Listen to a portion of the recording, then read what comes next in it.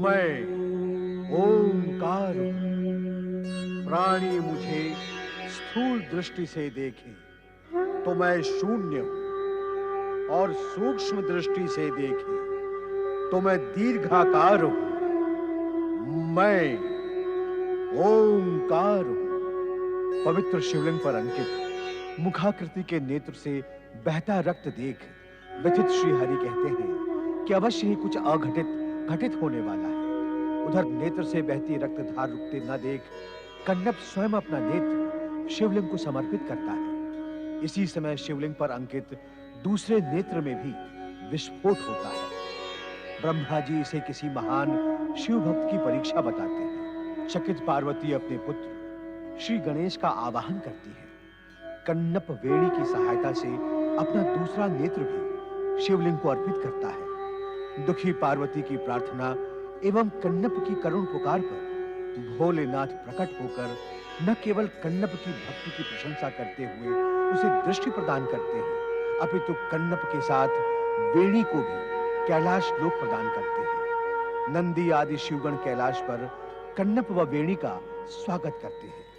तत्पश्चात शिव इच्छा पर नारद समस्त संसार को सद्कर्म, सत्यपालन, सदाचार एवं भक्ति का पाठ पढ़ाने के लिए प्रस्थान करते हैं। भोलेनाथ के लिए ये समस्त संसार एक स्वप्न मात्र है, जो उनकी कल्पना के निमित्त अपने अपने कर्मों में व्यस्त रहता है। इसी घटनाक्रम में एक दिन वत्स देश का राजमहल अपनी युवराज सुमति के जय जयकारों से गूंज रहा था। वीरत्व के अहंकार में डूबी सुमति स्वयं ही बढ़ चढ़कर अप्रशंसा कर रही थी। तभी राजपुरोहित धूर्जटि ने उपस्थित होकर सुमति को संयमित होने का परामर्श दिया, जिससे क्रोधित सुमति ने धूर्जटि का शीश काटने तक की चेतावनी दे डाली। सुमति के पतन की घोषणा करता हुआ परम शिवभक्त धूर्जटि वत्स राजसभा त्याग कर चला गया। उधर दशाण देश का राजकुमार वज्रसेन वन प्रदेश में आखेट करने आता है, किंतु आखेट में असफल वज्रसेन व उसके सैनिक जल की खोज में धूर्जटि के आश्रम में पहुंच जाते हैं। वज्रसेन द्वारा शिष्यत्व ग्रहण करने के आग्रह पर कूटनीतिज्ञ धूर्जटि विचार विनिमय के पश्चात वज्रसेन से कहता है, वज्रसेन, तुम बार-बार हमें गुरुदेव कहकर पुकार रहे हो।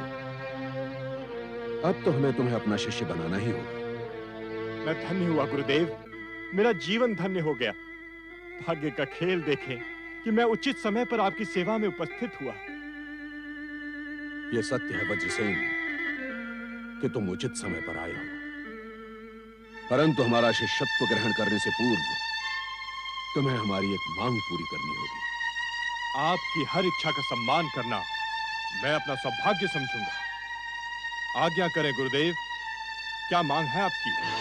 वत्स देश की उद्दंड राजकुमारी सुमति को तुम्हें अपने बाहुबल से पराजित करके उसे हमारे चरणों में झुकाना होगा। आपके चरणों में झुकाना होगा? अर्थात वो आपकी अपराधिनी है। तुम बहुत बुद्धिमान हो वज्रसेन, तुम हमारे शिष्य बनने के सर्वथा योग्य हो। आपकी अपराधिनी को आपके चरणों में झुकाना अब एक शिष्य के नाते मेरा कर्तव्य है। अब हम तुम्हें विधिवत अपना शिष्य बनाएंगे। आओ।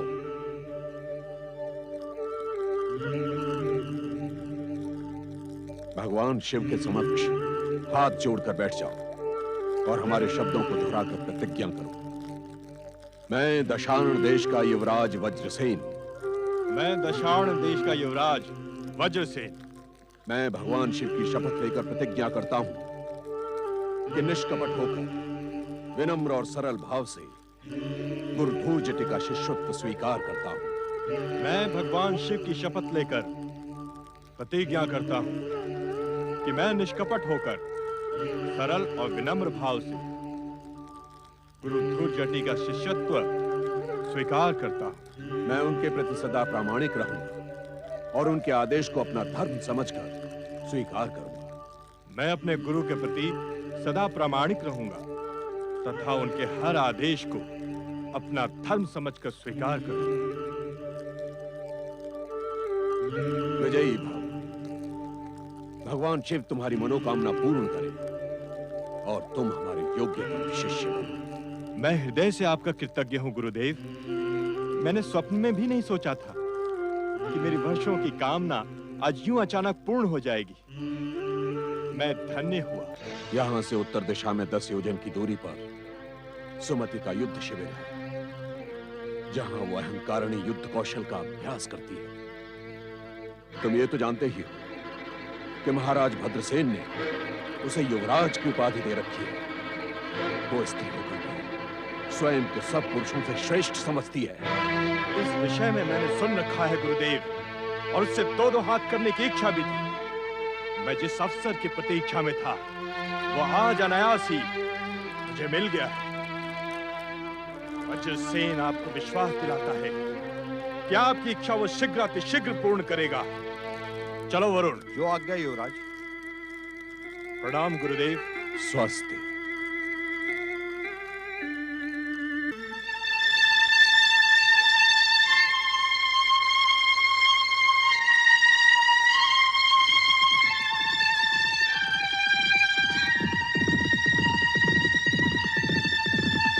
मुझे विश्वास है कि अब मेरा प्रतिशोध अवश्य पूर्ण होगा।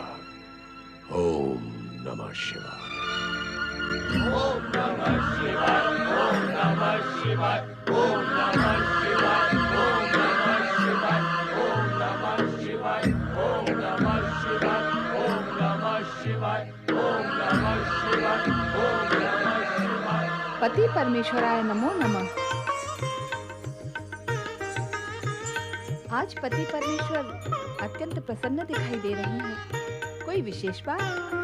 देवी, आज समाधि से जागते ही तुम हमें प्रसन्न वदन दिखाई दी।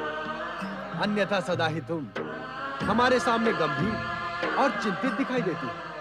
मेरा सौभाग्य है कि आज आपकी कृपा दृष्टि मुझ पर पड़ी। प्रसन्नता के इस अवसर पर क्या मेरी इच्छा पूर्ण करेंगे स्वामी? अवश्य पूर्ण करेंगे। यदि हमें तुम्हारी इच्छा में हमारी इच्छा का प्रतिबिंब दिखाई देगा। आपकी इच्छा भला मैं कैसे जान पाऊंगी स्वामी? तो फिर हमसे क्यों आशा करती हो कि हम तुम्हारी इच्छा समझ जाएं? आप अंतर्यामी हैं, कण कण का हाल जानते हैं। मेरी छोटी सी इच्छा को जान लेना भला आपके लिए कौन सी बड़ी बात है?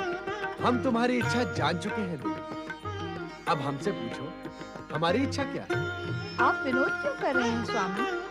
बताएं, मेरी इच्छा पूर्ण करेंगे या नहीं? क्या तुम्हें हम पर विश्वास ही नहीं है? संसार में जो आप पर विश्वास नहीं करता, वो अपने पर से भी विश्वास खो बैठता है स्वामी। फिर मैं तो आपके चरणों की दासी हूँ। तुम्हारी इच्छा ने हमारी इच्छा को भी नवजीवन दे दिया। अब हम दोनों की इच्छा एक हो चुकी है।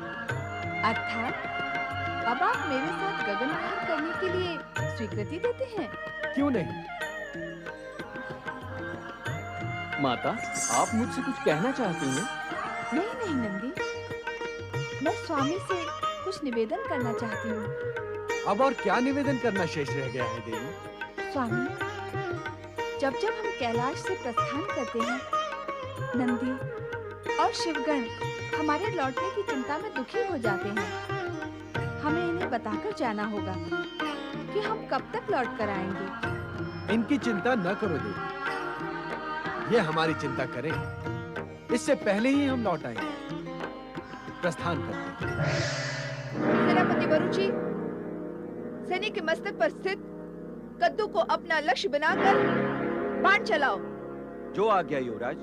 वेद दो कद्दू को।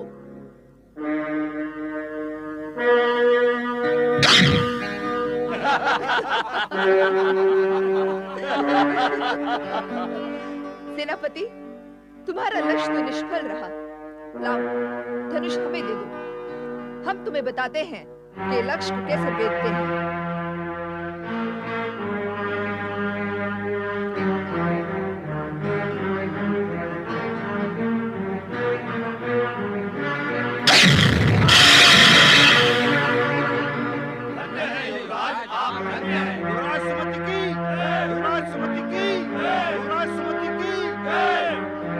सैनिक, दो तलवारें प्रस्तुत करो। जो आज्ञा।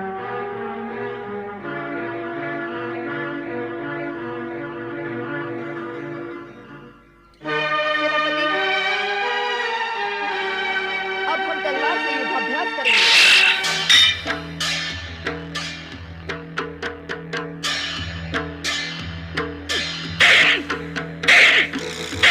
तुम हम पर डर डर कर प्रहार क्यों कर रहे हो? क्या युद्ध भूमि में अपने शत्रु पर डर डर कर प्रहार करोगे? क्या तुम्हारी वीरता हमारे भय के कारण भाग खड़ी हुई है? नहीं युवराज, हम आपसे भयभीत नहीं हैं। भयभीत होना और क्या होता है?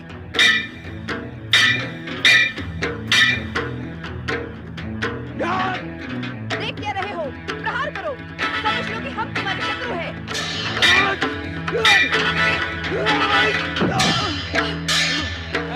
युवराज आपकी वीरता धन्य है। युवराज सुमति की जय, युवराज सुमति की जय।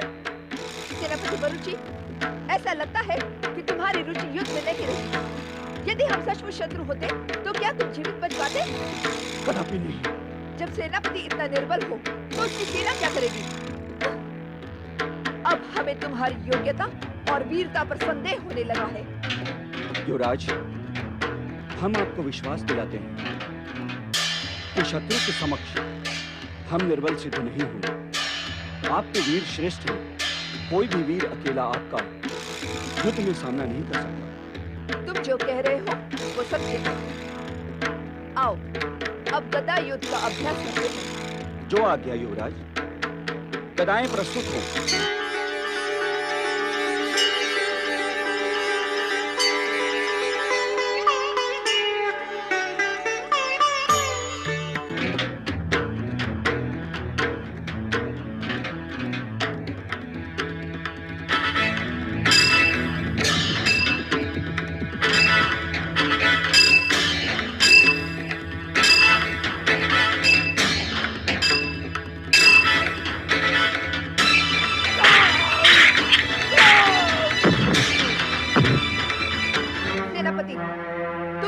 हमारे सामने शस्त्र विहीन हुए हो।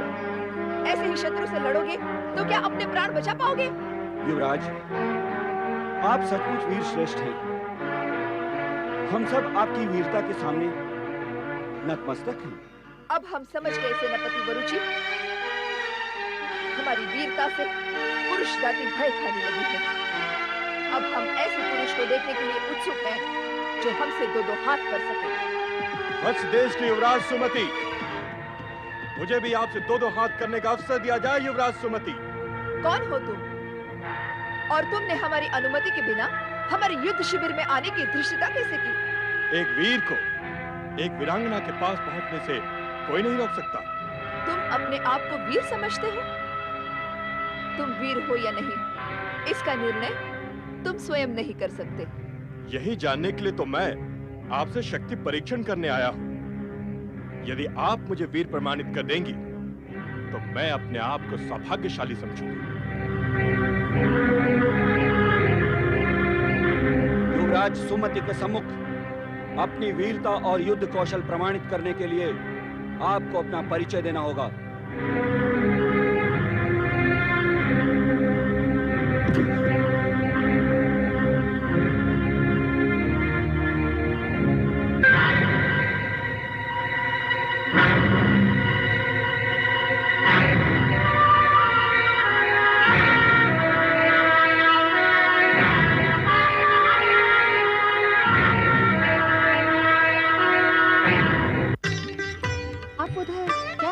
स्वामी, हम उसी व्यक्ति को देख रहे हैं देवी, जिसे हम अपनी दिव्य दृष्टि से देखकर मुस्कुराए थे। कौन है वो व्यक्ति?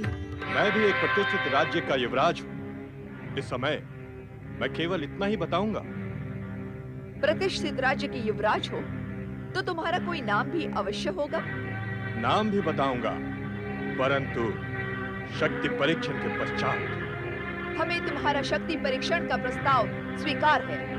मेरा एक और निश्चय भी सुन ले युवराज सुमति। ये हमारा राज्य है, हमारा युद्ध शिविर है। तुम्हें हमारा निश्चय स्वीकार करना होगा। मुझे आपका हर निश्चय स्वीकार है।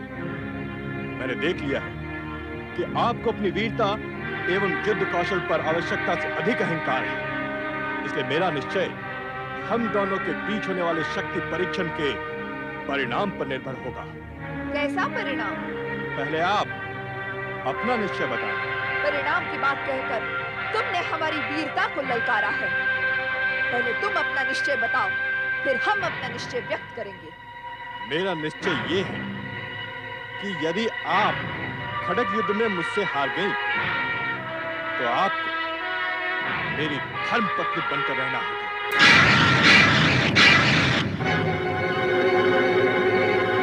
सदा सदा के लिए मेरी आज्ञा का पालन करना होगा। कदापि नहीं। हमें किसी भी पुरुष के अधीन रहना स्वीकार नहीं। हमारे शिविर में आकर ऐसी धृष्टता करने वाला हमारे दंड का पात्र होता है, परंतु पहली बार के अपराधी को क्षमा करना हमारी परंपरा रही है। अब तुम जा सकते हो।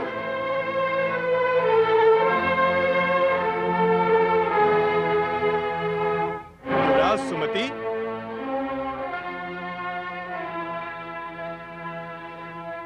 क्या मैं ये समझ लूं कि युवराज सुमति की वीरता की डींगे खोखली है? आप में किसी पुरुष वीर की ललकार स्वीकार करने का साहस नहीं है? सुंदरता को धारण करने वाली सुकुमारी राजकुमारी सुमति में किसी सच्चे वीर पुरुष से टकराने का साहस नहीं है? सावधान! हमारे वीर युवराज का अपमान करने वाले को हम जीवित नहीं छोड़ते।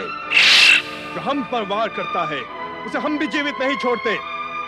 यदि साहस है तो वार करो और परिणाम देखो।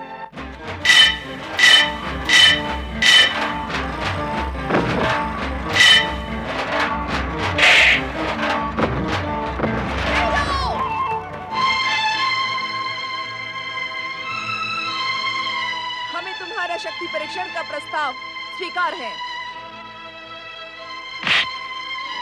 दो ढाल और तलवार प्रस्तुत करो। तुम्हारा क्या अनुमान है देवी, कौन जीतेगा इन दोनों में? मैं तो उस वीरांगना के पक्ष में हूँ। देख नहीं रहे हैं किस वीरता से इस पुरुष को टक्कर दे रही है।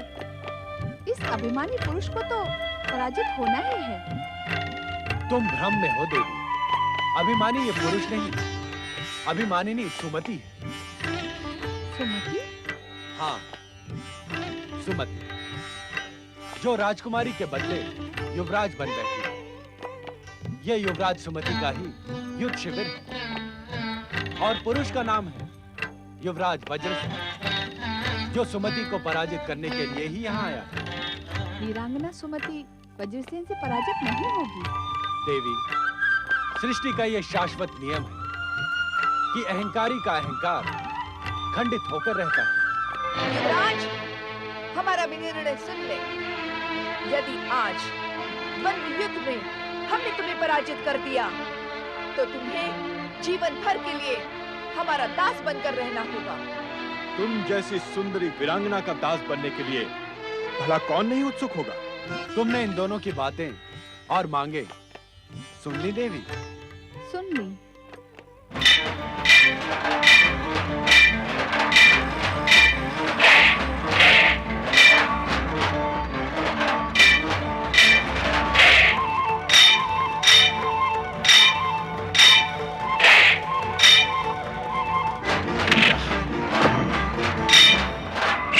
नहीं वरुण दत्त, नहीं, इसकी आवश्यकता नहीं है।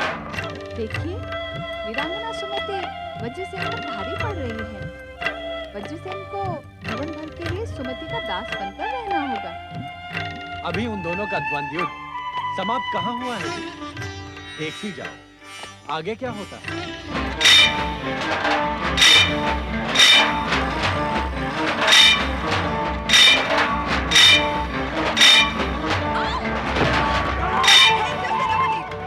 हमें तुम्हारी सहायता की आवश्यकता नहीं है।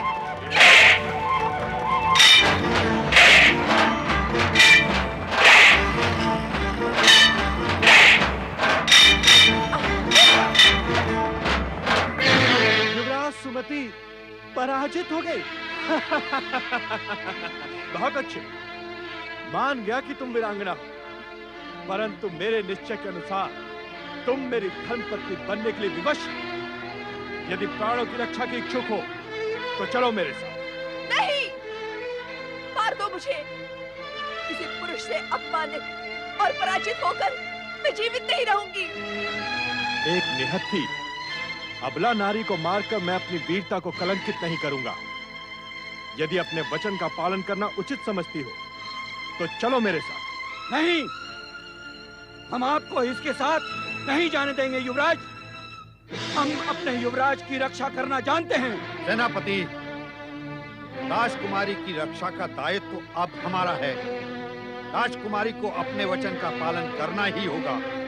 हमारे युवराज वज्रसेन ने राजकुमारी को पराजित किया है। वज्रसेन? दशाण देश की राजकुमार वज्रसेन, अर्थात हमारे शत्रु। एक शत्रु को अपनी शत्रुता का परिचय युद्ध से पहले देना आवश्यक होता है वज्रसेन। तुमने अपने आप को छुपाकर मुझसे छल किया है। अब तो युद्ध समाप्त हो गया और तुम मेरी शत्रु भी नहीं रही। क्या हमारी होने वाली धर्मपत्नी भी हमारी शत्रु रह सकती है राजकुमारी सुमति? इसलिए अपने निश्चय के अनुसार अपनी पराजय स्वीकार कर लो और चलो मेरे साथ। निश्चय के परिणाम के अनुसार आपकी भलाई इसी में है राजकुमारी कि आप चुपचाप अश्व पर बैठकर हमारे साथ चली चलें।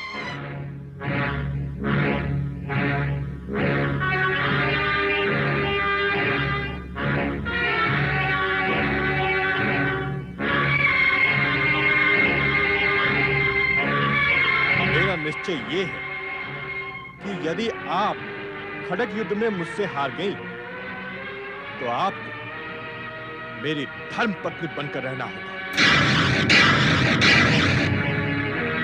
मेरा निश्चय ये है कि यदि आप खड़ग युद्ध में मुझसे हार गई तो आपको मेरी धर्मपत्नी बनकर रहना होगा।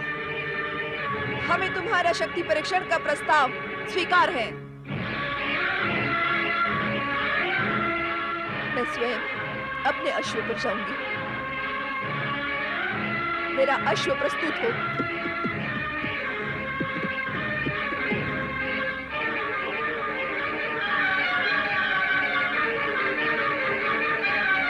सेनापति, पिताश्री से कहिए मैं अपने सम्मान की रक्षा नहीं कर पाई।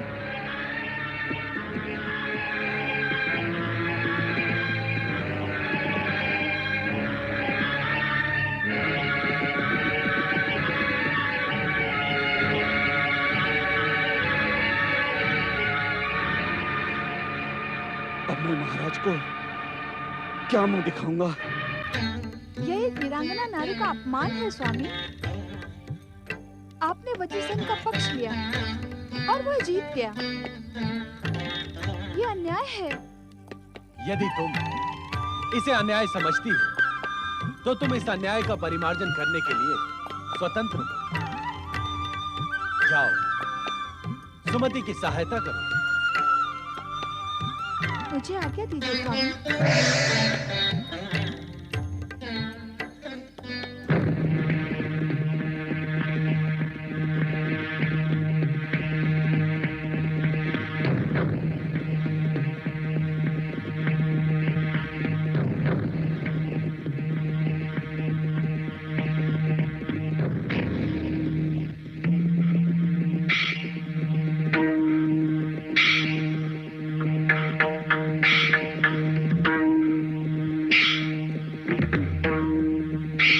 सेनापति वरुण, क्या आज्ञा युवराज? अपनी होने वाली धर्मपत्नी को हम अकेले ही ले जाएंगे। तुम लोग जा सकते हो। किंतु युवराज, अपमानित और पराजित वीरांगना को और लज्जित करना उचित नहीं समझते। जो आज्ञा युवराज, परंतु आपको बहुत सावधान रहना होगा। तुम हमारी चिंता न करो, जाओ। चलो साथियों, आओ।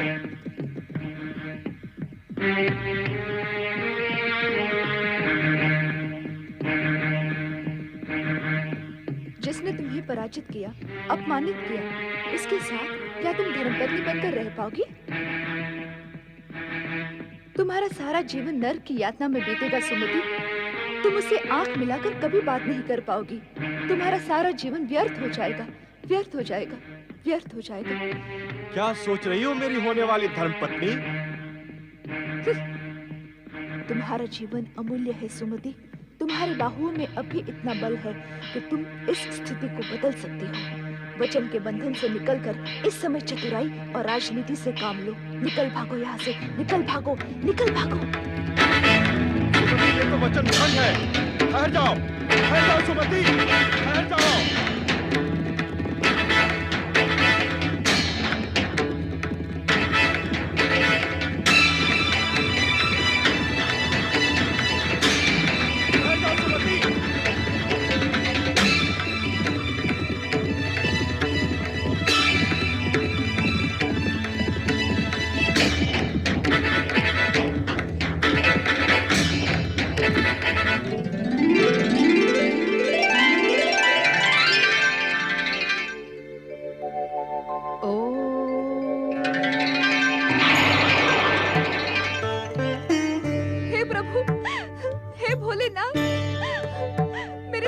रक्षा करो हे शिव शंकर। आप हमारे राजकुल के आराध्य हैं। मैं वज्रसेन से शक्ति परीक्षण में हारने के कारण संकट में पड़ गई हूँ। मेरी रक्षा करो, आप सर्वशक्तिशाली हैं। मेरी रक्षा करो भोलेनाथ, मेरी रक्षा करो। ओम नमः शिवाय। मेरी रक्षा करो। पुत्री, क्या तुम किसी संकट में पड़ गई हो? हाँ, परंतु आप कौन हैं?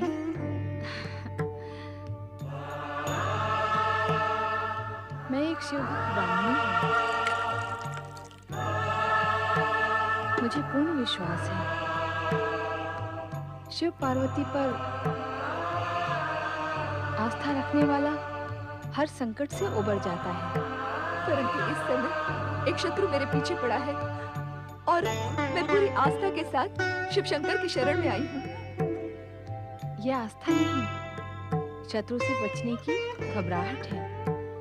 जिसके मन में आस्था होती है वो घबराता नहीं है। यदि तुम मेरे स्थान पर होती तो समझ पाती कि घबराहट में और कुछ नहीं सोचता, बस संकट से बचकर भाग निकलना ही होता है। मैं तुम्हारी स्थिति समझ रही हूँ पुत्री, इसीलिए कह रही हूँ कि ये घबराहट छोड़कर भगवान शिव के प्रति भक्ति भाव से एक प्रतिज्ञा करो। तुम्हारा संकट अवश्य टल जाएगा। प्रतिज्ञा? एक वचन के कारण मैं पहले ही संकट में पड़ गई हूँ। एक और प्रतिज्ञा मैं नहीं करूंगी।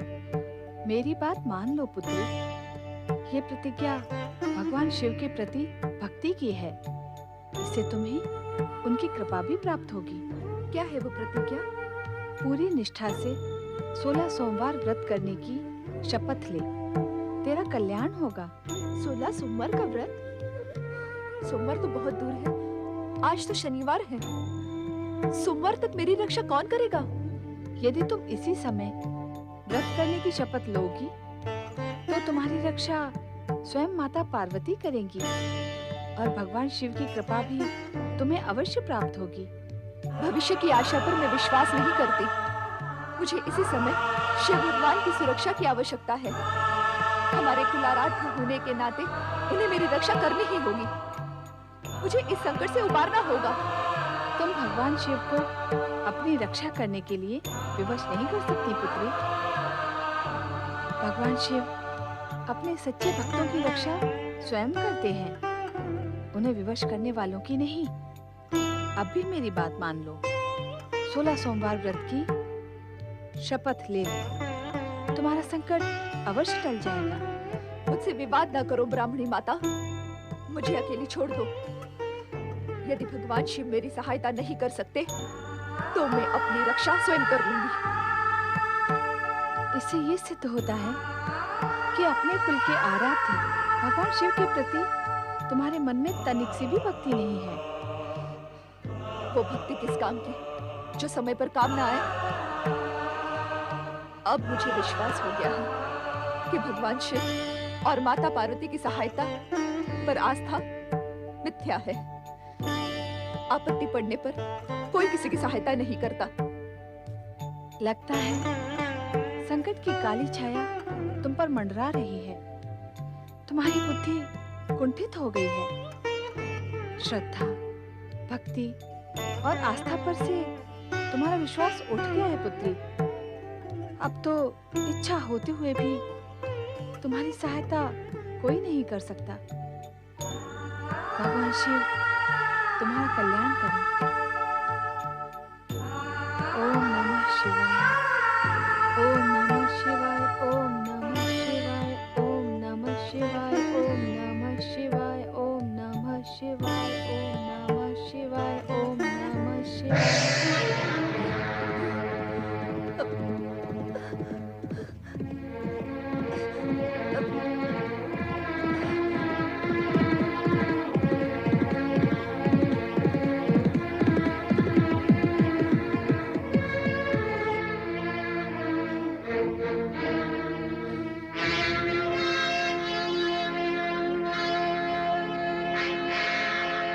अश्वत्थ तो बाहर खड़ा है, ये कहां चली गई?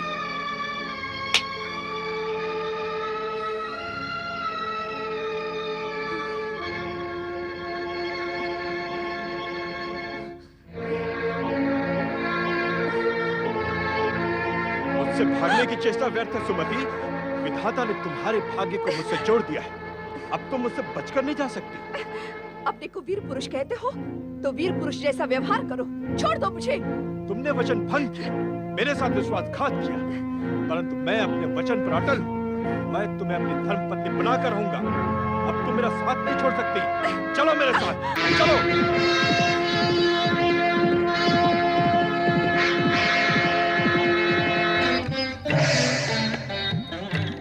क्या हुआ देवी? अपनी प्रिय सुमति को संकट से मुक्त किया या नहीं? उसकी बुद्धि भ्रमित हो गई है स्वामी। उसके मन में आपके या मेरे प्रति कोई भक्ति नहीं है। अर्थात अब उसे अपनी करनी का दंड मिलेगा। ये तो आप मुझसे अधिक जानते हैं स्वामी, किंतु सुमति ने मेरी बात न मानकर ठीक नहीं किया। हमने तुमसे पहले ही कहा था कि अहंकारी का अहंकार खंडित होकर रहता है। यही सृष्टि का अटल नियम है। अब चलो कैलाश, नंदी और शिवगण व्यग्र हो रहे होंगे।